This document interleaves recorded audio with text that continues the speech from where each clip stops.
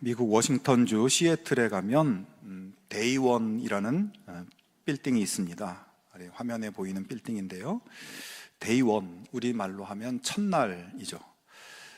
이 건물은 세계 최대의 전자상거래 기업인 아마존 본사 건물입니다. 회사 건물 이름을 그냥 아마존이라고 하지 않고 데이원이라고 붙인 이유가 있습니다.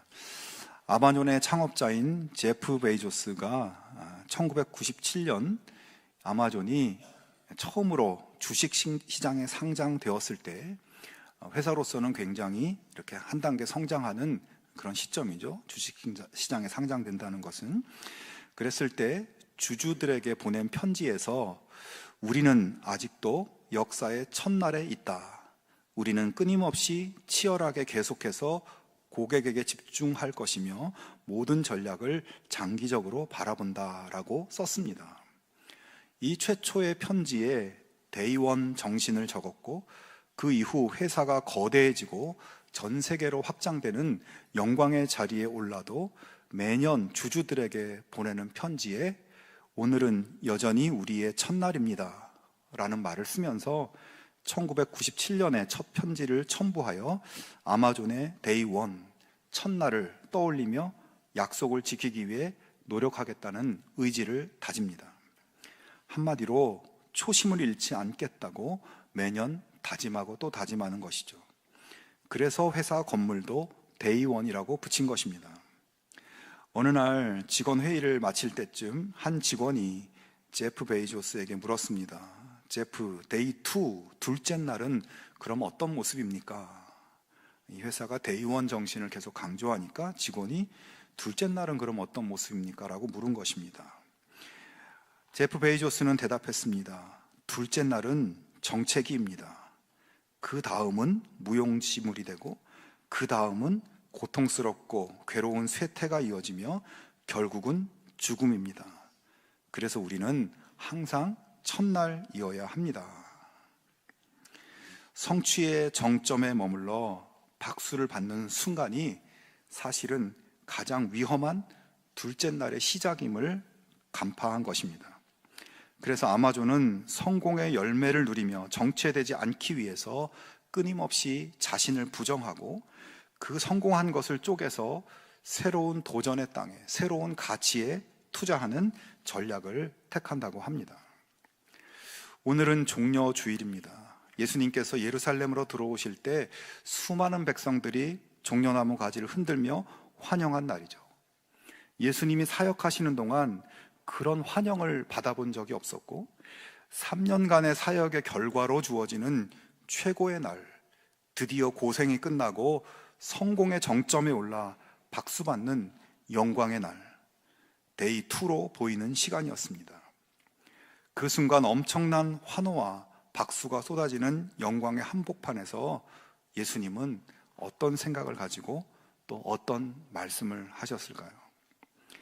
자, 예수님께서 백성들의 환호 속에 예루살렘에 입성한 그때는 유월절 명절이 가까운 시기였습니다. 그래서 전국에서 그 명절을 지키기 위해서 사람들이 몰려들고 있었어요. 그런데 오늘 본문은 그렇게 유월절 명절을 지키러 올라온 사람 중에 헬라인 몇 사람이 예수님의 제자인 빌립을 찾아왔다는 것을 말씀합니다. 다른 복음서에는 나오지 않는 요한복음만의 특별한 장면이죠. 헬라인들은 빌립에게 우리가 예수님을 배웠고자 하나이다 라고 이야기합니다.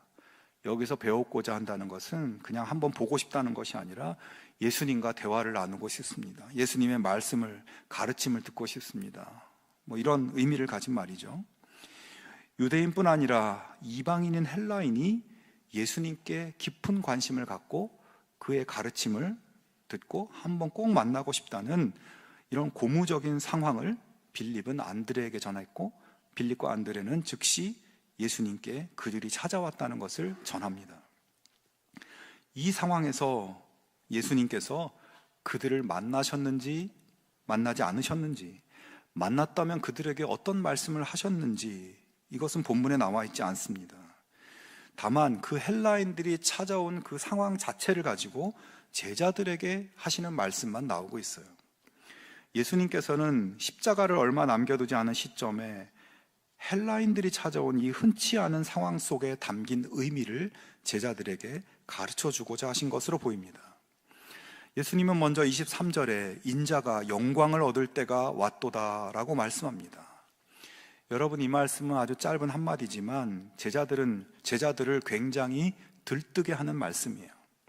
사실 예수님께서는 지금까지 모든 경우에 방금 말씀한 것과는 반대로 아직 내 때가 되지 않았다는 말씀을 많이 하셨습니다. 요한복음 2장에 예수님이 혼인잔치에 참석했을 때 예수님의 모친인 마리아가 잔치에 포도주가 모자라니 좀 도와달라고 요청합니다. 그때 예수님께서는 뭐라고 하시나요? 나와 무슨 상관이 있나이까? 내 때가 아직 이르지 아니하였나이다 라고 말씀합니다. 요한복음 7장에 예수님의 형제들이 초막절 명절에 예루살렘에 좀 올라가서 뭔가 특별한 그런 기적을 좀 보여주면 좋겠다 권했지만 예수님은 내 때는 아직 이르지 않았다 말씀하십니다. 그렇게 예수님은 그동안 내 때가 이르지 않았다는 말씀만 하셨는데 드디어 인자가 영광을 얻을 때가 왔도다 이렇게 말씀하시는 것입니다. 지금까지 내 때가 이르지 않았다고 했다가 이제 때가 왔도다 라고 바뀌어지는 그 전환점에 이 헬라인들이 찾아온 사건이 있었던 것이에요. 자, 그러면 헬라인들이 찾아온 일이 무슨 의미가 있길래 그 일이 그런 터닝 포인트가 된 것일까요? 여러분, 예수님께서 이 땅에 오신 이유와 목적이 무엇입니까? 모든 사람들을 구원하기 위함입니다. 즉 예수님의 구속사역은 유대인들뿐 아니라 이방인들, 모든 인류를 위한 것이죠. 그런데 지금 헬라인들이 예수님께 찾아왔다는 것은 이제 유대인과 이방인과 모든 사람들을 위한 예수님의 구속사역이 임박했다는 영적인 의미가 담겨 있는 것이고, 예수님은 그래서 때가 왔다고 선언하고 계신 것입니다. 자, 하지만 제자들은 인자가 영광을 얻을 때가 왔다는 말씀을 예수님의 그런 의도와는 다르게 이해했습니다. 제자들은 그동안 수많은 기적을 행했으면서도 그때마다 아직 내 때가 이르지 않았다라고 하시며 자신을 감추려고 애쓰셨던 예수님이 이제 엄청난 환호 속에 예루살렘에 입성하시고 또 그러자마자 헬라인들까지 예수님은 좀 만날 수 없냐고 찾아오고, 그런 상황에서 예수님이 내가 영광을 얻을 때가 왔다라고 말씀하시니 제자들이 무엇을 느꼈겠습니까? 야, 그동안 그렇게 당신의 때가 아직 아니라고 하시더니, 그렇게 피해 다니시더니 드디어 때가 온 것이구나. 드디어 예수님이 정말 영광스럽게 왕좌에 오르실 때가 된 것이구나. 왕이 되셔서 세상을 정복하시고 다스리시는 영광스러운 역사를 예수님이 이제 시작하실 때가 됐구나. 그들의 심장 박동은 빨라지고 마음은 들떠올랐습니다. 그런 제자들을 향해서 예수님께서 말씀을 이어가십니다. 내가 진실로 진실로 너희에게 이르노니 한 알의 밀이 땅에 떨어져 죽지 아니하면 한 알 그대로 있고 죽으면 많은 열매를 맺느니라. 자, 제자들의 이 입장에서는 조금 무슨 말씀이야, 얼토당토하는 그런 말씀이죠. 하지만 여러분, 이 말씀은 예수님이 받으시는 영광이 어떤 것인지를 설명해 주는 말씀입니다. 즉 예수님의 영광을 세상적인 가치로 잘못 이해하고 있는 제자들에게 예수님이 말씀하시는 영광이란 무슨 의미인지를 가르쳐 주는 거예요. 예수님이 받으시는 영광은 제자들이 생각하는 것과 같은 왕의 권세가 아니었습니다. 휘황찬란한 왕관을 쓰고 빛나는 보좌에 앉아서 세상을 다스리는 무슨 황제 같은 그런 영광이 아니었습니다. 예수님의 영광은 눈에 잘 보이지도 않고 아무 능력이 없어 보이는 작은 밀알이 땅에 떨어져 죽어서 싹을 틔우고 많은 가지를 내고 그래서 수많은 열매를 맺는 그런 영광이라는 겁니다. 예수님의 영광은 십자가에서 자기 몸이 찢겨지고 부서지고 자신의 흔적이 사라짐으로 자신을 희생시킴으로 얻게 되는 영광이라는 것입니다. 제자들이 생각하는 왕의 영광과는 다른 것이죠. 여러분, 가을 추수 때 넓게 펼쳐진 평야에 곡식들이 누렇게 익어가는 모습을 보면 어떻습니까? 내가 농사 지은 것도 아닌데 가슴이 뿌듯해지고 마음이 풍요로워지죠. 그런 풍성한 열매의 영광과 기쁨은 근데 어디서 출발하는 것입니까? 한 알의 씨앗이 죽는 희생과 헌신에서 시작하는 것이에요. 예수님은 지금 이제 한 알의 밀알처럼 자기를 죽임으로, 십자가에서 자기를 깨트려 버림으로 유대인들뿐 아니라 헬라인들, 세계 열방의 수많은 사람들, 모든 인류에게 맺혀질 놀라운 생명의 열매를 바라보고 계신 것입니다. 지금 유대인들이 환호하고 헬라인들이 예수님 좀 뵙고자 방문하는 것은 예수님께서 왕좌의 영광에 오를 때가 된 것이 아니라 십자가에서 죽으심으로 영광스러운 구원의 역사가 이루어질 때가 되었음을 말씀하신 것이죠. 그러면서 예수님은 제자들에게도 바로 그러한 영광을, 너희도 그 영광을 사모하고 그런 영광을 얻기 위해 하늘의 미랄로 살아갈 것을 당부하고 계신 것입니다. 여러분, 오늘 우리는 무엇을 위해 살고 있습니까? 세상 사람들은 길지도 않은 한평생을 살면서 대부분 이 땅의 영광, 세상의 영광을 향해서 살아갑니다. 세상의 성공과 물질과 번영을 획득하고 사람들의 부러움도 받고 그런 획득들을 자신의 영광으로 자랑스러워하면서 살아갑니다.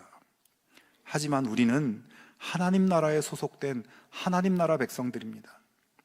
세상이 바라는 이 땅의 영광이 아니라 사람을 구원하고 하나님의 다스리심이 이루어지는 하나님 나라의 영광을 바라보면서 사는 사람들입니다. 우리가 바랄 영광은 우리 삶이 마쳤을 때 하늘의 미랄같이 보잘것없는 나를 통해서 맺혀진 생명의 열매이고 나를 통해 넓혀진 하나님 나라의 영광입니다.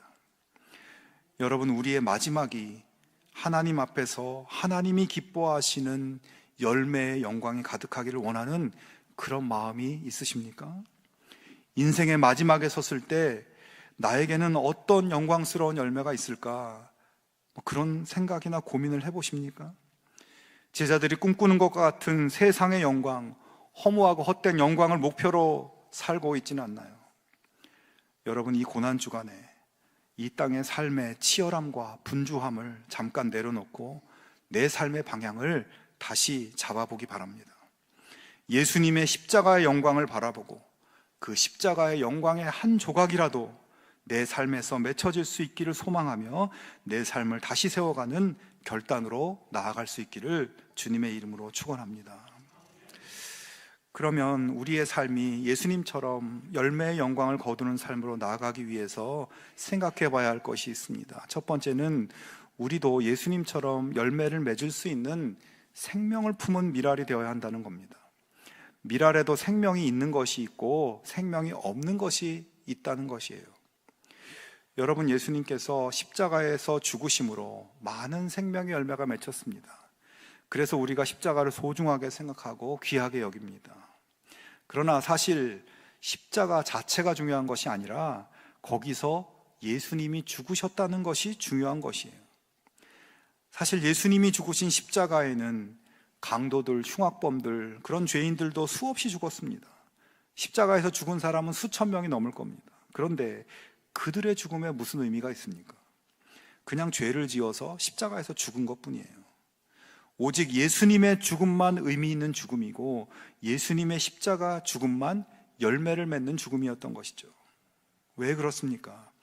예수님만이 생명이 있는 살아있는 씨였기 때문에 예수님의 십자가 죽음으로 구원의 열매가 맺혀진 것입니다. 생명이 없는 죽은 씨는 아무것도 맺을 수 없는 것이죠. 여러분, 가라지 비유, 성경의 가라지 비유 아시죠? 가라지 씨가 땅에 떨어져 썩으면 어떻게 됩니까? 가라지가 납니다. 가라지도 열매를 맺겠죠. 그런데 그 가라지 열매는 쓸모도 없을 뿐 아니라 가라지들은 진짜 알곡들을 방해하고 알곡들을 죽음으로 몰아갑니다. 예수님께서 책망하셨던 바리새인들이 얼마나 율법 말씀에 열심을 가지고 살았습니까? 율법을 위해서 목숨까지 바칠 수 있는 사람들이었어요. 그런데 뭐가 문제입니까? 그들에게는 사람을 구원하고자 하는 생명의 열망이 없었고 율법을 빙자한 가식과 위선만이 가득 차 있었습니다. 그렇기 때문에 그들의 열심과 헌신은 열매의 생명으로 맺혀질 수 없었던 것이에요. 우리 주변에 이단 사이비들이 있습니다. 그 사람들 보면 얼마나 헌신적입니까? 돈도 바치고 시간도 바치고 모든 것을 바칩니다. 그런데 그런 희생으로 이단 사이비가 활발하게 자라서 죽음의 열매를 맺습니다. 하지만 그들은 생명의 씨가 아니기 때문에 그들의 열매는 멸망의 열매, 죽음의 열매일 뿐입니다. 이 땅에 열정 있게 사는 사람들 많습니다. 어떤 열정입니까? 자신이 추구하는 가치를 위해서 자기를 희생하며 열정적으로 그 목표를 살아감으로 추구하는 것을 이루기도 합니다. 그러나 그런 열정의 심장에 예수님의 생명이 없으면 결국 이 땅에서 때가 됐을 때 이루었던 모든 것들이 한 줌의 먼지로 사라지게 되는 것입니다. 그러므로 성도 여러분, 우리가 살아있는 씨, 생명의 열매를 맺을 수 있는 씨가 되기 위해서는 무엇보다 먼저 예수님의 생명을 우리가 머금어야 합니다. 예수님의 생명으로 충만한 씨가 되어야 합니다. 예수님의 생명으로 충만해진다는 것은 무엇일까요? 예수님을 나의 구원자로, 나의 주님으로 믿고 받아들인 믿음의 확신이 분명하다는 것입니다. 예수님이 나의 구원자이시고 나의 주님이시라는 믿음이 확실하고 분명해야 주님이신 예수님의 뜻과 그분의 삶을 따르는 삶으로 나아갈 수 있고, 우리도 예수님처럼 생명을 품은 한 알의 밀알이 돼서 진정한 생명의 열매를 맺을 수 있게 되는 것입니다. 여러분, 우리 모두가 예수님께 대한 그 믿음을 더욱 분명히 하고 예수님이 주신 생명을 품은 그런 생명의 씨앗들이 다 되실 수 있기를 바랍니다. 그래서 삶의 모든 자리에서 구원의 열매, 빛의 열매를 풍성하게 맺히는 그런 영광의 삶 살아갈 수 있기를 축원합니다. 열매의 영광을 바라보는 삶을 위해 두 번째로 생각할 것은 땅에 떨어져 죽는 일입니다. 생명을 품은 살아있는 씨가 땅에 떨어져 죽어야 한다는 거예요. 그 씨가 아무리 생명력이 있어도 땅에 떨어져 죽지 않으면 아무 열매도 없어요. 예수님이 이 땅에 내려와서 높은 사람들과 어울리고 학자들과 철학자들과 유유자적 지혜를 나누고 사람들에게 칭송을 들으며 대접을 받으며 사셨다면 우리가 어떻게 구원을 받을 수 있겠습니까? 예수님을 존귀하게 여기고 예수님을 찬양하는 것은 우리를 위해 이 땅에 떨어져서 죽으셨기 때문입니다. 여러분, 씨가 땅에 떨어져 죽어야 열매를 맺는다고 하는데 땅에 떨어져 죽는다는 것은 무엇일까요? 25절과 6절에 보면 자기의 생명을 사랑하는 자는 잃어버릴 것이요 이 세상에서 자기의 생명을 미워하는 자는 영생하도록 보존하리라.